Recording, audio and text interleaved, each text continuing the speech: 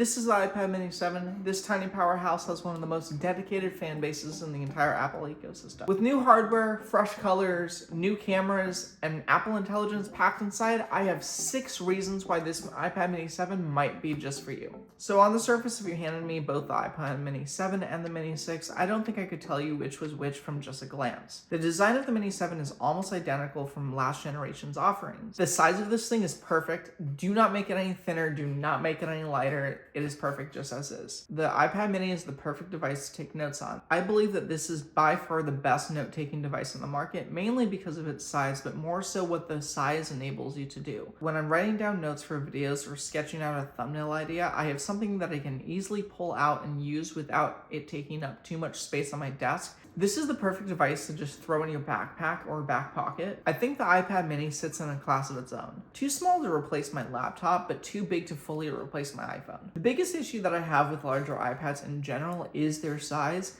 The 13 and even the 11-inch iPad Pro and Air is just a little bit too big and clunky for my taste. When using the 13-inch M4 iPad Pro, I found myself dropping it because of how large and thin it was. My wife has a 11-inch iPad Air and I barely see them use it. From their perspective, the iPad Air is great for referencing documentation or papers when they're working or studying, but outside of that, they barely use it. So I'm not really the biggest fan of iPad OS as a whole. I think that Stage Manager and the multitasking features on the Mac are fantastic, but on the iPad don't necessarily feel super premium. With the iPad mini, none of this is here. It feels complete and it does exactly what I think that an iPad should do. Be able to watch videos, take notes, and maybe send a few emails and messages to your friends and family.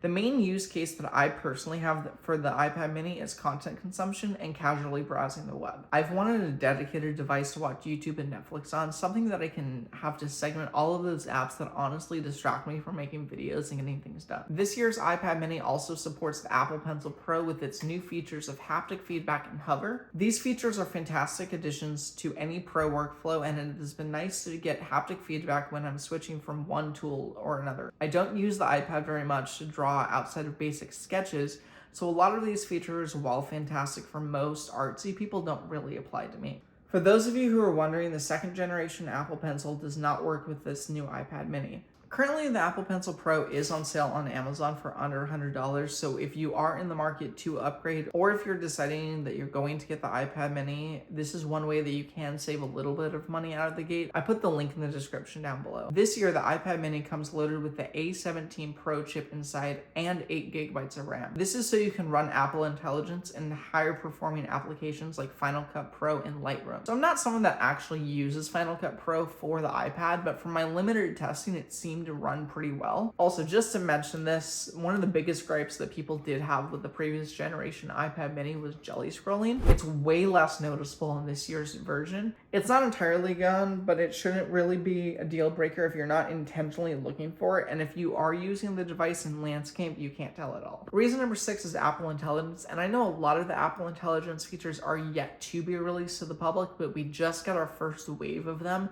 and I've been playing with the beta the last couple weeks and months, and we just got access to smarter Siri queries, Image Playground, Genmoji, and Image Wand, as well as the first integration of ChatGPT into Siri. Writing tools is the one feature that I've been using since the very beginning of 18.1 and has been a game changer. When I'm brainstorming for videos or just scribbling down quick notes or ideas that I have throughout the day, I can use writing tools to highlight and organize a concise list of my thoughts. I've been messing around with the ChatGPT integration and the new Siri. For my limited testing, the experience using Siri has been completely overhauled. With the new Siri, you can now ask how to change settings and navigate iPad OS. And if you ask a more complex question, it will prompt you to activate and use ChatGPT to answer your question. And if you don't want to use ChatGPT at all, it is deactivated by default in settings and you don't have to use it. The full suite of Apple Intelligence updates is not here yet, and some of the changes, like on-screen awareness, might not even be coming until early next year. The iPad mini is one of the most portable devices in Apple's entire lineup.